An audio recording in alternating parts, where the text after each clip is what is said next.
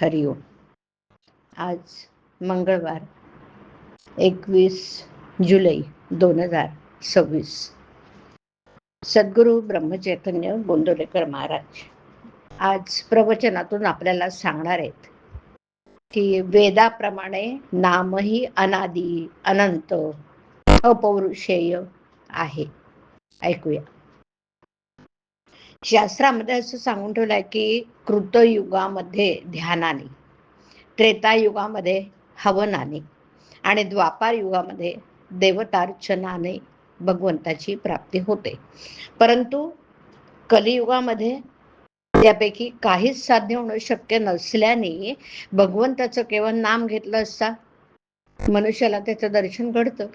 शास्त्राच्या या सिद्धांताचा संतांनी स्वतः अनुभव घेतलाय आणि मग लोकांना सांगितलं की 3.5 कोटी जप केला असता चित्तशुद्धी होते आणि 13 कोटी जप केला असता भगवंताचं दर्शन होतं. मला आपण महत्व देऊ नका, पण ज्या थोर संतांच्या नावावर मी नामाविषयी सांगतो ते ज्ञानेश्वर महाराज, एकनाथ महाराज, तुकाराम महाराज आणि समर्थ रामदास स्वामी यांच्यासारखे संत कधी वेद बाह्य बोलतील? शक्यच नाही. वेदानादे परमात्म स्वरूप अगोचर आहे. ते स्वरूप संत तद्रूपत्वाने जाणतात. सध्याच्या परिस्थितीमध्ये संयमाची बंधनं सुटत चालली आणि म्हणून संतांनी अगदी कळवळून नाम घ्या असं सांगितलं. वेद भगवंताचं वर्णन करतात, नाम देखील भगवंताचंच अस्तित्व प्रकट करते. प्रत्येक वेद मंत्राच्या आरंभी हरिही ओम असं ते नामच आहे. जसा वेद हा अनादी तसंच नाम हे अनादी. जसा वेद हा अपौरुषेय तसं नाम हे अपौरुषेय. जसा वेद हा अनंत तसं नाम हे अनंत. प्रत्यक्ष शिवाने नाम घेतलं म्हणून ते अनादी साधन आहे. इतर साधनांना आणि वैदिक कर्मांना आहार विहाराची बंधन आहेत. भगवंताच्या नामाला ती नाहीत.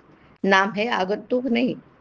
आदी नारायणाने वेद सांगण्याची वेळी जो ओमचा ध्वनी केला तेच नाम होय.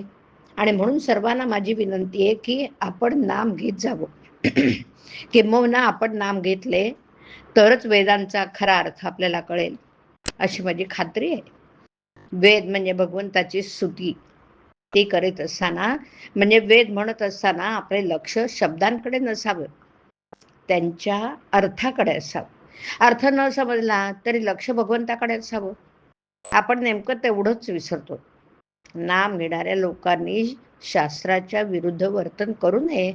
आपल्याला शक्य तितकं वैदिक कर्म करावं, परंतु चित्तशुद्धी होण्यासाठी त्यावर पूर्णपणे विसंबून न राहता त्या कर्माच्या जोडीला भगवंताचं नाम घ्यावं.